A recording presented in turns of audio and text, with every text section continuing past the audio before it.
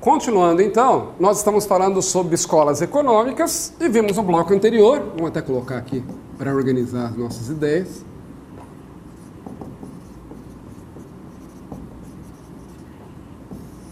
A primeira escola econômica, né, que nós podemos identificar é o chamado mercantilismo.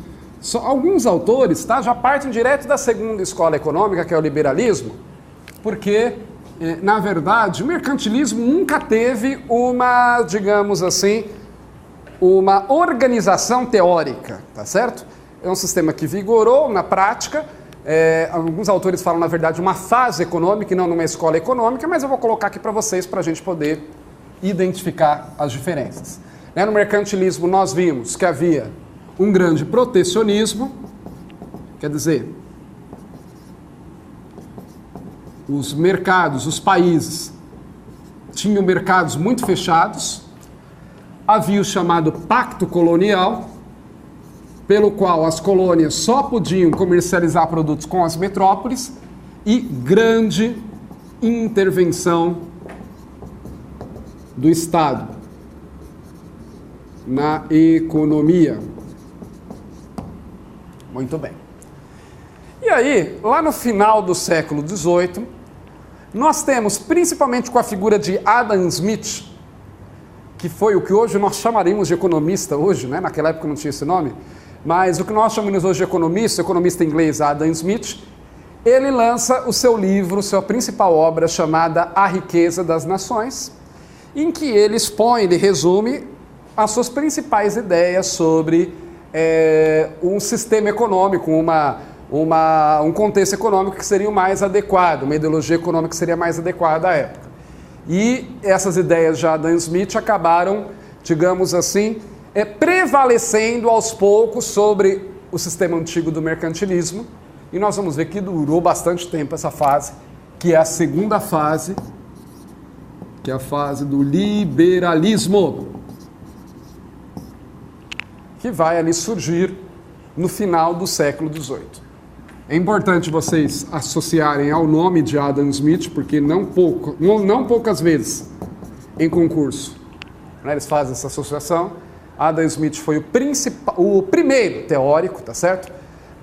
Tivemos outros depois, outros economistas ingleses e franceses principalmente, mas Adam Smith aí foi o que primeiro lançou essas bases aí do sistema, do sistema liberalista.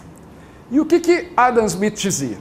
Entre outras coisas, ele dizia que a riqueza das nações não consiste principalmente na quantidade de ouro que essas nações produzem, que essas nações possuem, mas principalmente em possuir uma indústria forte e um povo empreendedor. Então Adam Smith dizia, essa ideia de que nação rica é aquela que tem um monte de ouro guardado no cofre do rei, não é de fato que corresponde à realidade. Uma nação rica, uma nação próspera, é aquela que tem uma indústria forte, e aí a indústria ele está falando principalmente, claro, da indústria privada, né? Ele está falando aquela que tem uma capacidade de produção do seu povo bastante avançada e um povo empreendedor, um povo disposto a produzir.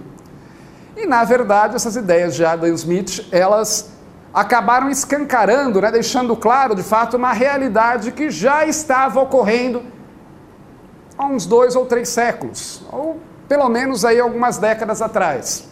Lembra que eu falei para vocês que na descoberta das Américas largaram na frente principalmente Portugal e Espanha. Depois vieram a Holanda, a Inglaterra, a França, né? Mas Portugal e Espanha que acabaram abocanhando a maior parte aí do território americano. Portugal e Espanha que tinham condições de extrair a maior parte das riquezas. Extraiu ouro, né? Toneladas e toneladas, milhares de toneladas de ouro, de prata, saíam todos os anos das minas espanholas e portuguesas nas Américas. A Inglaterra, que acabou largando depois, nesse processo, né, de descoberta, aí principalmente no caso das Américas, depois a Inglaterra acabou sendo mais pioneira em outras regiões, mas no caso, principalmente das Américas, ela acabou largando atrás. Ela, por outro lado, foi a primeira nação onde ocorreu a chamada Revolução Industrial. A Revolução Industrial, ela mudou a capacidade, a interação entre produtores e consumidores, fazendo com que as indústrias pudessem, os produtores pudessem gerar muito mais bens, produzir muitos mais bens, principalmente através da utilização de máquinas. A base da Revolução Industrial foram as máquinas. Então lá, desde que James Watt inventou a primeira máquina a vapor, e depois você tem a invenção de novas máquinas com novas tecnologias, o tear mecânico e por aí vai, isso ampliou, multiplicou por 10, por 100, por 1000 a capacidade de produção, que até então era feita, a produção era feita por artesãos, gente.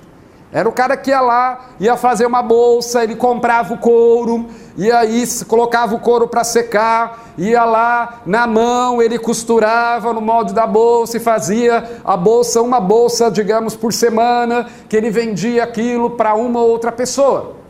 Com a utilização das máquinas em massa e também com a criação da chamada linha de produção, que na verdade foi um pouco depois, mas também foi uma das molas aí da Revolução Industrial, a linha de produção ela determina que cada pessoa faça uma parte do processo produtivo. Então agora a bolsa não era feita totalmente pelo artesão, que pegava o couro e costurava a bolsa todinha, colocava os botões e vendia para o cliente. Não. Agora a bolsa, um curtia o couro, um preparava o couro, outro trabalhador ia lá e cortava, outro trabalhador ia lá e costurava e dava formato para a bolsa, outro trabalhador ia lá e fazia o acabamento para a bolsa, por exemplo. E outro organizava isso para depois disso ser vendido, colocava na caixa, condicionava na caixa, para isso ser vendido depois para a loja. Então a Inglaterra foi o primeiro país onde surgiu a Revolução Industrial. E na verdade o que acabou ocorrendo?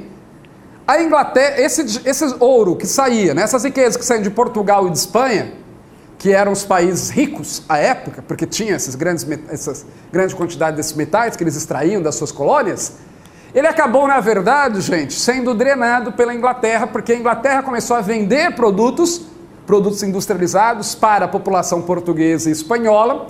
Então, na verdade, eles é que acabaram ficando, digamos assim, sendo os maiores beneficiados ao longo do tempo, tá certo? E Portugal e Espanha, que tiveram uma revolução industrial bastante tardia, demoraram para entrar nesse jogo, acabaram vendo todas as suas riquezas sendo escoadas. Então, Adam Smith dizia isso, olha, na verdade, o que vai definir se uma nação é próspera ou não é a quantidade de ouro que o rei está sentado em cima, não.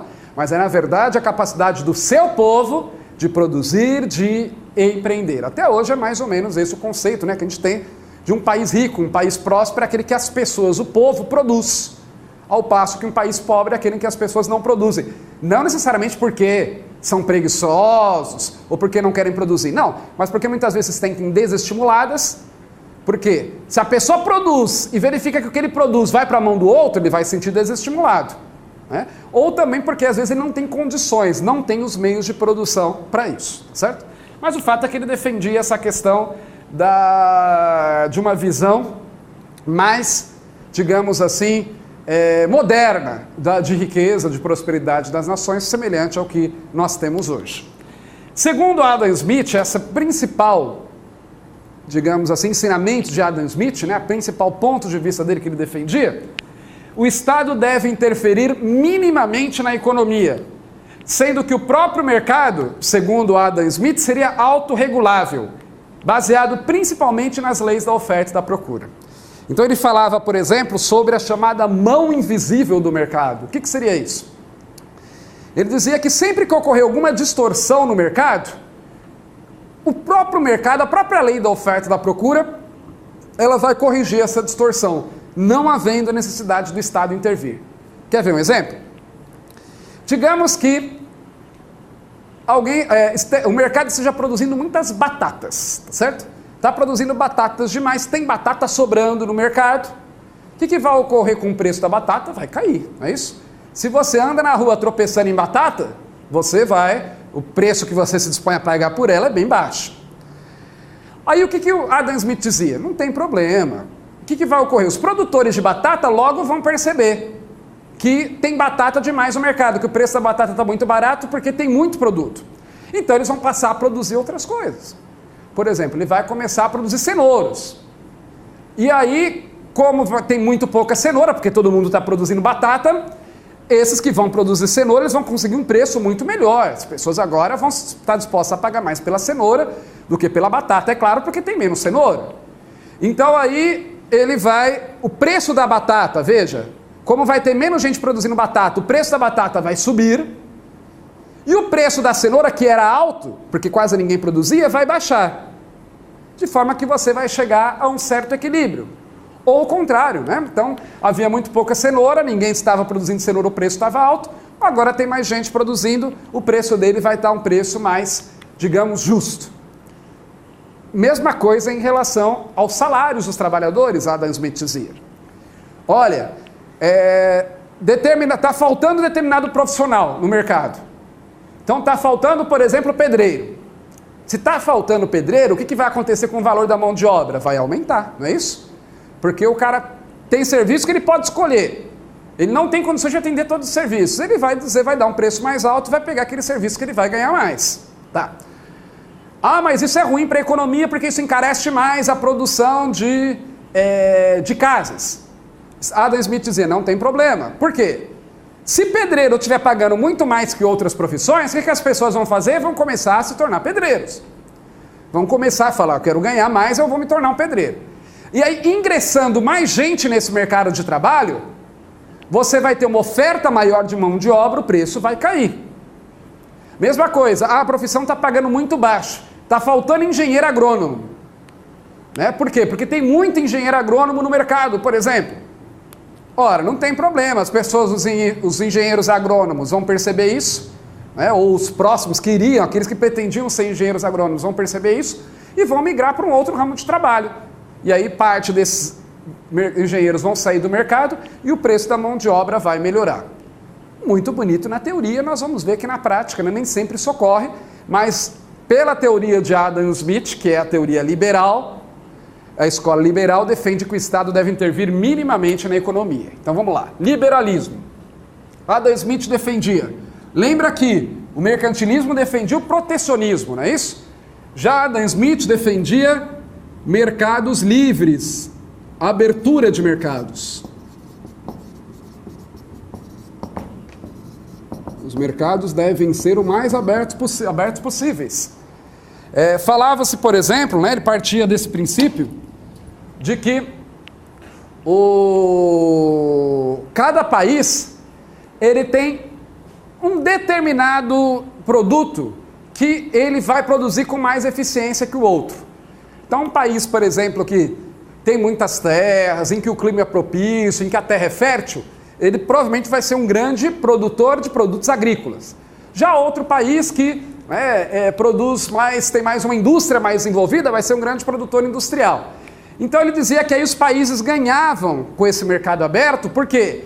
Porque o país que produzia muitos produtos agrícolas, ele podia vender para aquele que tinha uma grande produção industrial, mas que não conseguia produzir alimentos nem para alimentar a sua população. Por outro lado, aquele país industrial, né, que o mercado dele local já estava esgotado, porque já tinha vendido para todo mundo dentro daquele país, ia poder vender os seus produtos naquele país agrícola, onde você quase não tinha indústrias. Então esse era o argumento, ele falava da vocação das nações, cada nação teria uma vocação para determinado segmento econômico, é questionável isso, é claro, mas essa lógica de que os países podem se beneficiar mutuamente com a abertura econômica é um princípio que até hoje, né, os países capitalistas, pelo menos na teoria aí, costumam abraçar. Então ele defendia a abertura de mercados e defendia a mínima interferência estatal na economia. Vou colocar aqui, ó, nenhuma intervenção estatal na economia, porque segundo Adam Smith, o Estado não deveria, de fato, interferir estatal na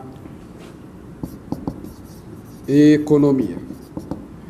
Muitos dizem, né, e tem sua razão de dizer isso, que Adam Smith, na verdade, ele dizia isso porque ele era um cidadão inglês, né, onde a Inglaterra era o principal líder da Revolução Industrial Mundial, tinha muitos produtos para serem vendidos, para a Inglaterra era interessante a abertura de mercados, porque ela vendia os seus produtos por um preço muito mais alto do que aqueles que ela comprava.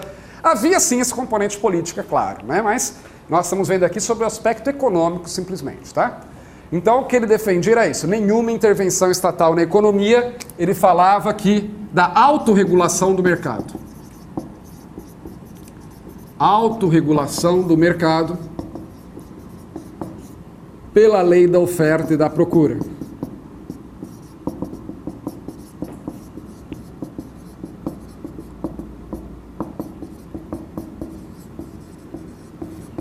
Então, falava da mão invisível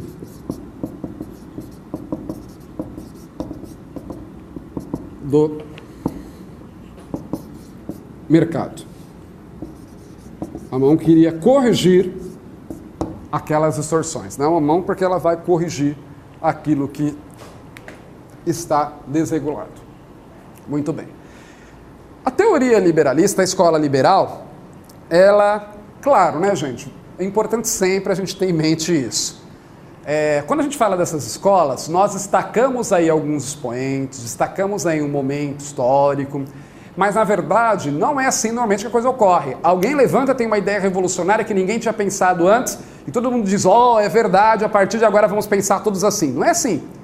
Na verdade, você tem normalmente uma série de eventos, uma série de pessoas que vão e vai culminar com uma figura que vai se sobressair sobre as demais. Mas na verdade, normalmente essa mudança ela é paulatina, mais ou menos paulatina. É que nem a gente aprende na escola, né, que a antiguidade acabou e a Idade Média começou quando Roma caiu, lá em 476 depois de Cristo. Quer dizer que um dia antes nós vivíamos, todos viviam na antiguidade, né? Todos os romanos viviam ali como estavam vivendo há vários séculos, e no dia seguinte surgiram os castelos do nada da Idade Média, foi instaurado o sistema feudal. É claro que não, né? Mas você tem que estabelecer uma data limite para isso. Ou quando começou a Idade Moderna, ou quando começou a Idade Contemporânea. Então, quando nós falamos de economia, também da mesma forma, tá? Nós temos que ter em mente, claro, nós vamos destacar aqui os pontos que são aqueles que despontam mais, né? Aqueles que são marcos, de fato, nessa mudança de pensamento econômico, mas não quer dizer, por exemplo, que só Adam Smith que tinha dito isso. Não, na verdade, havia alguns outros economistas que já defendiam isso, né? Adam Smith, na verdade, foi o principal porta-voz deles, e depois de Adam Smith também tivemos vários outros economistas de destaque na área da escola liberal. Mas nós vamos destacar aqui aqueles que foram as principais figuras. Então vamos lá. O liberalismo, então, ele, né, acabou atingindo o seu auge, principalmente ali em meados do século XIX, em início e meados do século XIX. Já na segunda metade do século XIX, principalmente no final do século XIX, começo do século XX, ele já começa a ser questionado. Tá? Principalmente, por exemplo, devido à formação de grandes trustes e cartéis no mercado. Aquela ideia de Adam Smith de que não, o mercado de concorrência perfeita, tudo vai se arranjar, a mão invisível do mercado vai consertar tudo, verificou-se que não era a realidade. Então, por exemplo, nos Estados Unidos, você tem a formação de grandes cartéis que começam a impedir que o mercado regule o preço do produto. Eles começam a dizer qual vai ser o preço do produto. Você tem também a formação de trustes, como, por exemplo, das indústrias Rockefeller, que controlavam de tudo, desde a extração do petróleo até a venda da gasolina, e atuando em diversos setores econômicos, não só no setor de energia. Então, na verdade, o mercado deixa essa mão invisível, ela se tornou cada vez mais inerte. Por quê? Porque você começa a ter algumas poucas pessoas que, dominando os setores do mercado, principalmente através de oligopólios e monopólios, eles conseguem impor ao mercado a sua própria vontade. Não é? Então imagine, você tem só 5 empresas que produzem determinado produto. Se elas fazem um acordo entre si para definir qual o preço do produto, não vai adiantar. Mas pode surgir uma outra empresa no mercado, né, uma empresa independente, para colocar um preço mais baixo para tentar competir com essas empresas. Nem sempre ela consegue surgir. Porque às vezes essas empresas são tão fortes que elas podem, por exemplo, praticar o chamado dumping, que elas jogam o preço lá embaixo, muitas vezes tendo prejuízo por um período, só para quebrar os concorrentes. Então veja que essa ideia do liberalismo, na prática, não funciona perfeitamente como Adam Smith disse. E o mundo aprendeu isso de forma muito severa com a quebra da Bolsa de Nova York em 1929. O início do século XX se caracterizou pelo início do chamado capitalismo financeiro, início não, mas o desenvolvimento maior do capitalismo financeiro, em que você tinha ali, por exemplo, nas bolsas, a gente fala de Nova York, que era a maior bolsa, mas isso ocorria no mundo todo, inclusive aqui no Brasil, pessoas lançando papéis de empresas, lançando ações por preços fixados, sem nenhum critério, e as pessoas comprando ações naquilo, esperando também, né, que houvesse uma geração de riqueza futura, sem saber de fato se aquilo ia ocorrer. Então, na verdade, quando você começa a perceber que as coisas não ocorrem exatamente como estava previsto, as pessoas começam a perceber que vão ter prejuízo. E aí, nisso, você começa a ter uma quebra de confiança no mercado. Por exemplo, o que ocorreu em 1929? Várias empresas começaram a quebrar, né, havia uma euforia, principalmente na década de 20, década de 10, mas principalmente década de 20, em que as pessoas compravam muitas ações de diversas empresas, sem critério, não havia um órgão regulador como você tem hoje no Brasil, a CVM, por exemplo, para verificar a saúde econômica das empresas que vendem ações à Bolsa de Valores, não havia nada disso. A pessoa lá criava uma empresa e dizia, estou vendendo ações, e aí inventava, né, uma projeção de quanto esperava ganhar nos próximos anos, as pessoas iam lá, compravam, havia uma grande euforia nessa época, e aí, quando começou-se a perceber que várias dessas empresas não iam entregar os resultados esperados, o que as pessoas começaram a fazer? Opa, eu vou vender essa ação rapidinho antes que ela desvalorize. Porque eu tinha comprado essa ação por 100, esperando que ela ia valer 300 ou 400 no futuro, porque essa empresa ia crescer. Eu comprei por 100, deixa eu correr e vender por, de repente, 90, 80, para não ficar com o mico na mão. E aí as pessoas começaram a vender demais as suas ações, e aí não tinha mais quem comprasse, ocorreu esse colapso, né? Estou explicando de uma forma bem simples, é claro, ocorreu esse colapso na economia dos Estados Unidos que acabou afetando a economia do mundo todo. E aí começou-se a perceber que, de fato, era importante que o Estado tivesse uma intervenção maior. Já havia sido ensaiado algumas intervenções do Estado na economia, principalmente no final do século XIX, começo do século XX, por exemplo. Nos Estados Unidos acabou se aprovando a lei antitrust, lá logo no início do século XX. Outros países também começaram a combater cartéis, mas o fato é que ainda era um mercado em que havia muito pouca regulação por parte do Estado. O Estado ainda era muito tímido na intervenção. E aí o que ocorre? Houve essa quebra da Bolsa de Nova York, o mundo mergulhou na chamada Grande Depressão, que até hoje é considerada a maior recessão do capitalismo de todos os tempos. E aí ganhou voz um economista inglês, novamente, chamado John Maynard Keynes, em que, claro, não é só Keynes que defendia isso, mas era, né, o principal porta-voz dessa corrente, que começou a dizer o seguinte: olha, nós precisamos rever essas ideias econômicas que estão ultrapassadas, que foram forjadas lá no século XVIII por Adam Smith e que não se adequam mais à nossa economia contemporânea. Nós precisamos de um Estado, por exemplo, que intervenha mais na economia. Então o que acontece? As empresas não estavam produzindo, não tinham para quem vender, o desemprego estava muito alto. O que John Keynes dizia? Olha, o Estado deve contratar serviços dessas empresas. Ele chegou a dizer, brincando, que se fosse necessário, o Estado devia contratar uma dúzia de homens para abrir um buraco e outra dúzia de homens para fechar o mesmo buraco. Quer dizer, o Estado, porque com isso o Estado estava demandando emprego e estava demandando recursos para as empresas. O asfalto que ia ser colocado ali, a pedra e por aí vai. Então veja que é uma quebra com aquele paradigma de Adam Smith de que o Estado não deveria intervir nada na economia. Tá? E aí nós temos o surgimento aí da terceira escola, que é o keynesianismo.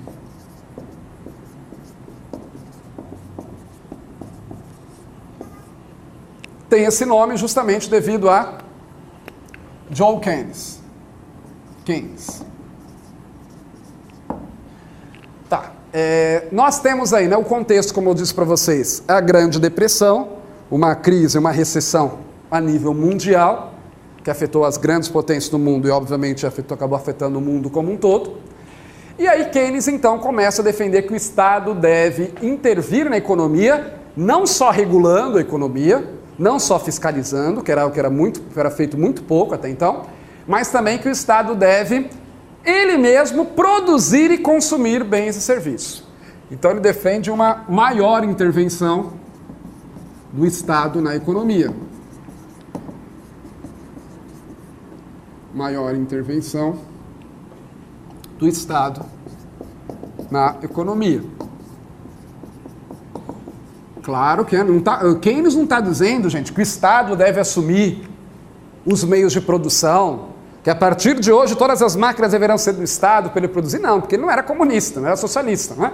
Mas ele está dizendo que os particulares devem produzir, mas o Estado deve ser um dos indutores e, se for o caso, também ele deve produzir para preencher aquelas lacunas deixadas pelo mercado.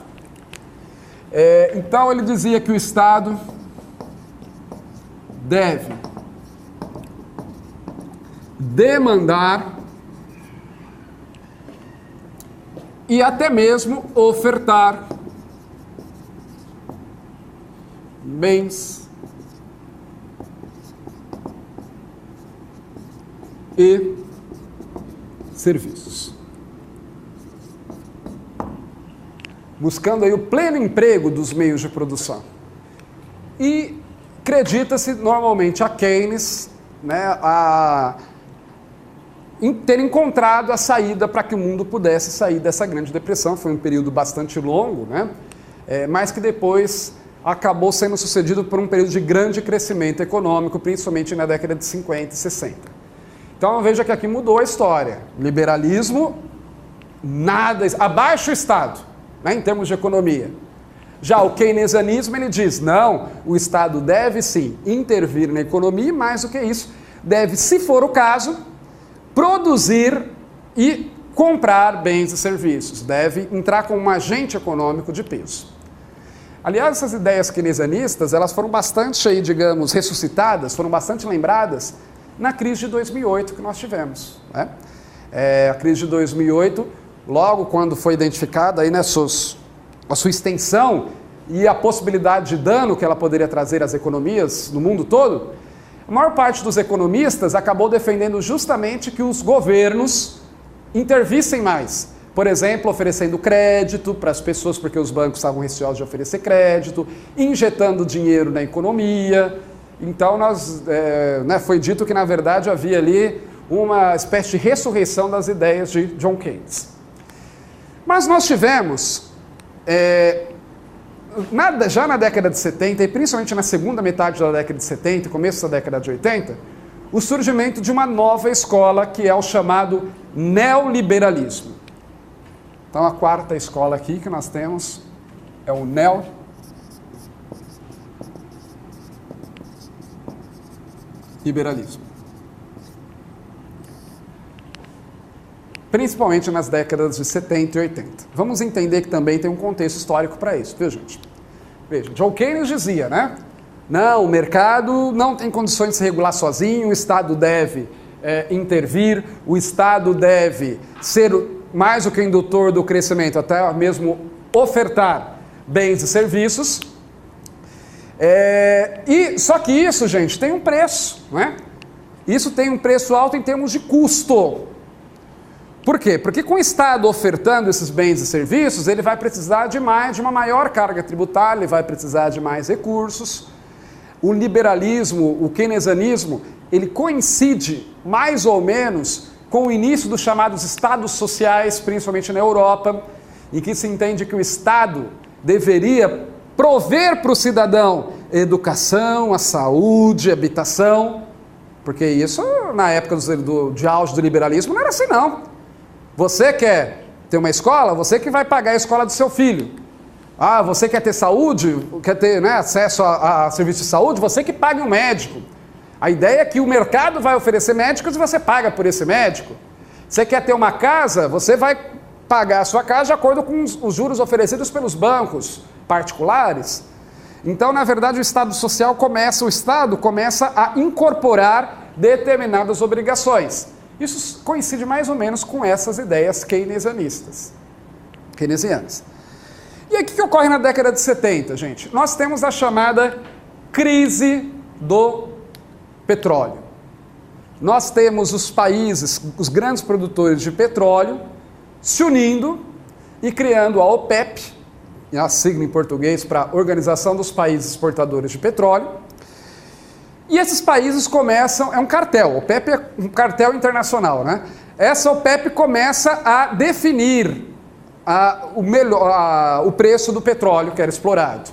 Porque até então você tinha grandes empresas privadas, europeias e americanas, que iam lá e chupavam com canudinho o petróleo desses países exportadores, né? Se enriqueciam com isso e acabavam deixando esses países na miséria. E aí as autoridades, os governos locais, então, desses países exportadores resolveram se unir e dizer, não, peraí, agora nós é que vamos dizer o preço que vocês vão pagar para extrair o nosso petróleo. E aí você tem, na década de 70, dois grandes choques do petróleo, dois grandes aumentos do preço do petróleo. E aí é claro que isso causou um efeito econômico imediato, porque ainda hoje, naquela época ainda mais, mas ainda hoje a economia mundial é muito dependente do petróleo, não é isso? Veja, quase tudo que você consome, em termos de produtos, teve que ser transportado. Transportou a matéria-prima, transportou o trabalhador para poder trabalhar na fábrica, depois que o produto foi feito, transportou para a loja e por aí vai. E normalmente os combustíveis, ainda hoje, a maior parte deles vem do petróleo, não é isso? Em boa parte dos países, a produção de energia elétrica é feita principalmente através de termoelétricas. E como é que é gerada a energia termoelétrica? Através da queima de carvão ou de petróleo.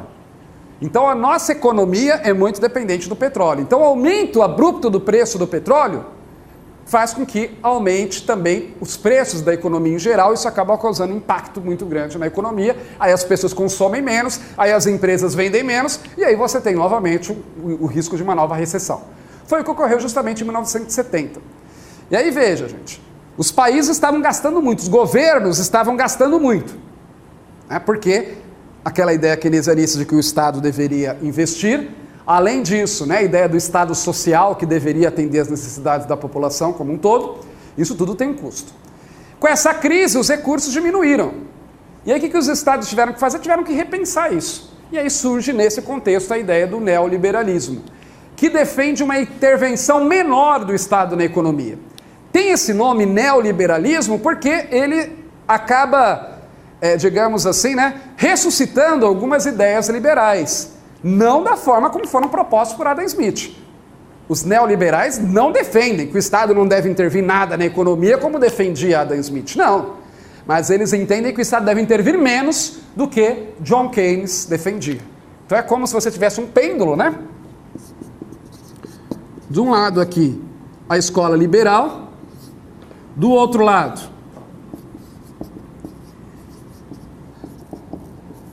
a escola keynesiana.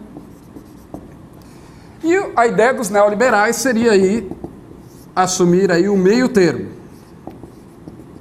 Nem tanto ao mar, nem tanto à terra. Nem o Estado negando qualquer intervenção, deixando o mercado se regular sozinho e o Estado virado de costas, só preocupado com a questão da segurança nacional, como que defende os liberais, mas também não o Estado intervindo demais, o Estado quase se tornando o grande protagonista da economia. Não, a ideia é que nós tenhamos um meio termo, tá? Essa é a ideia dos neoliberais. Essa palavra neoliberal, né, para alguns setores políticos no Brasil quase virou sinônimo de palavrão, mas são principalmente aqueles setores muito esquerdistas, né, que tem uma linha quase beirando o socialismo, tá certo? Porque a ideia do neoliberalismo é muito boa. Claro que na prática a ideia é uma coisa, outra coisa é colocar em prática, mas a ideia do neoliberalismo é a ideia de buscar o meio termo. Tá, então o neoliberalismo defende uma menor intervenção estatal na economia.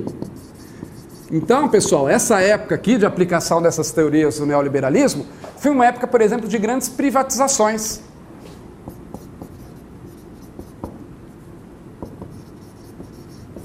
Por quê? Porque os governos tinham grandes empresas, não só no Brasil.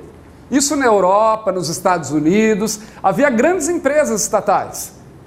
Então o que o governo começou a fazer? Começou a se livrar dessas empresas, começou a privatizar, passar para o particular para não ter mais a preocupação com a gestão, com a questão do custo que isso envolvia, né? Até porque o governo, ele não costuma administrar as empresas tão bem quanto o particular, até porque o governo ele tem muitas atribuições. É diferente do cara que monta uma empresa para administrar aquilo é a vida dele. Né? Ele vai fazer aquilo até mais do que de forma profissional, vai fazer aquilo até como algo pessoal. Diferente do governo, que acaba tendo tantas atribuições, dificilmente vai conseguir desenvolver todas a contento. É que nem a história do pato, né? O pato nada, o pato corre, o pato voa, só que acaba não fazendo nada com perfeição, justamente porque quer fazer tudo ao mesmo tempo. O que mais? No neoliberalismo, você tem uma defesa do livre mercado entre as nações.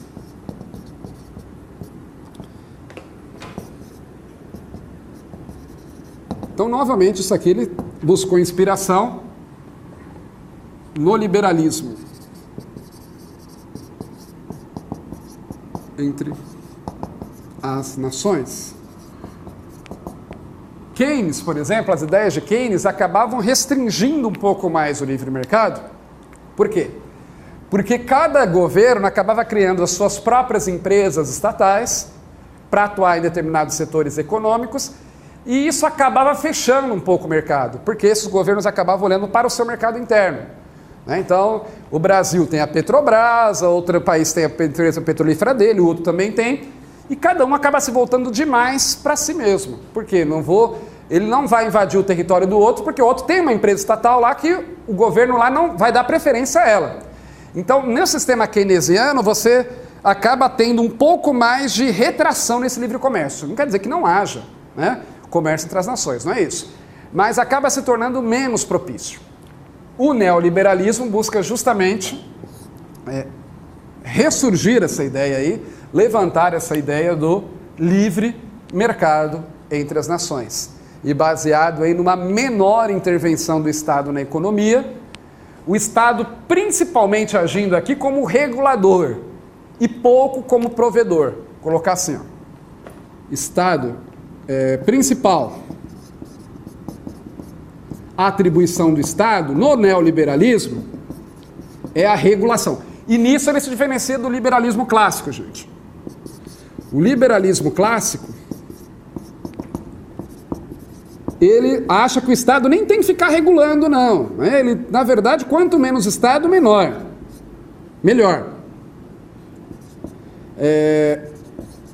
É aquela história dos anarquistas, né? Se há governo, sou contra. Essa é a ideia dos liberalistas, dos liberais. Já os neoliberais, eles defendem uma atuação do Estado principalmente na regulação. Então, a principal atribuição do Estado é a regulação e não a produção ou consumo de bens. O neoliberalismo chegou no Brasil, né, embora ali já tenha alguns reflexos disso nessa época ali que eu falei para vocês, década de 70, 80, mas ele acabou chegando com mais força, principalmente na década de 90. E nós tivemos então aí, por exemplo, grandes concessões que começaram na década de 90. Quem é um pouquinho mais antigo vai lembrar, por exemplo, na área de telefonia no Brasil. Nós tínhamos empresas estatais, ainda hoje temos a Telebrás, já tínhamos naquela época, e além disso, em cada estado praticamente você tinha uma empresa estatal de telefonia. Vocês se lembram como que era o serviço de telefonia nessa época? Eu me lembro quando eu era criança, para obter uma linha telefônica como era difícil. Meu pai, para comprar uma linha telefônica, teve que entrar num plano de expansão, eu sou de São Paulo, né, da Telesp, teve que entrar numa fila, né, porque você tinha um dia para ir lá se inscrever, ele teve que chegar na fila de madrugada, e aí poucas horas depois a fila já dava voltas no quarteirão, para poder pegar uma senha, para poder comprar eventualmente uma linha telefônica quando fosse oferecido. Você comprava telefone, então você pagava para poder ter o telefone, o direito de ter o telefone. E muitas pessoas usavam isso como investimento, pasmem, né? A pessoa comprava uma linha telefônica hoje, comprava 3, 4, 5 linhas telefônicas, não usava, mas comprava esperando valorizar. Ah, eu paguei R$1.000 hoje, como muita gente vai estar procurando um telefone e a Telesp não consegue atender todo mundo, o preço vai estar maior daqui 5 anos. Então eu vendo, quem sabe, por uns 10 mil. E aí, né, no caso da concessão, quando houve a concessão, estou dando um exemplo aqui, que é o das comunicações, né, telefônicas, Permitiu-se que o particular entrasse nesse mercado. Veja que não é privatização, se bem que houve uma privatização também dessas empresas, mas é o que a gente chama de concessão, por quê? Porque o serviço continua sendo público, o serviço de telecomunicações, mas permite-se que o particular o faça. Só que se o particular não fizer direito em tese, né, pelo menos, ele pode ser tirado e passado para um outro particular que desempenha aquilo a contento. Mas a concessão é parecida com a privatização, só que a privatização você vende a empresa para o particular, acabou. Na concessão não, você permite que o particular explore aquele serviço público, só que mediante a fiscalização do Estado. O Estado continua sendo titular, continua sendo dono do serviço público, mas ele permite que o particular também colabore, também participe disso. Então nós temos aqui também as chamadas concessões no serviço público. Concessões no serviço público, tá? De uma certa forma, nós podemos dizer que essa escola atual aí, né, pelo mundo afora, é o chamado neoliberalismo, ele que tem predominado. É claro que, volto a dizer, isso varia de país para país. Há países em que você tem uma intervenção ainda muito forte na economia, ainda um modelo bem keynesiano, tá certo? Até países socialistas, né, como eu disse para vocês, embora economicamente cada vez sejam menos, mas Cuba, por exemplo, é um exemplo de um país que economicamente ainda é socialista. Mas está se tornando uma raridade esses países. E o neoliberalismo é o modelo econômico que tem prevalecido porque ele tem buscado, né, um equilíbrio entre o liberalismo e o keynesianismo, e ele está um pouco mais adequado à nossa realidade atual, que é uma realidade ainda em que os governos procuram enxugar gastos, né, em que o aumento da carga tributária é muito mal visto. Então, na verdade, os governos tentam se desvincular o máximo possível da prestação desse serviço, passando para o particular e ficando só na regulação, só na observação, só na normatização disso. Com isso, nós falamos então das 4 grandes escolas econômicas. E no próximo bloco, vou explicar para vocês rapidamente o que é microeconomia e macroeconomia, e vamos falar das funções econômicas do Estado, né? Claro, aqui sob uma ótica atual. Quais são as funções atualmente que entende-se que o Estado deve ter no que se refere à sua relação com o mercado? Até lá!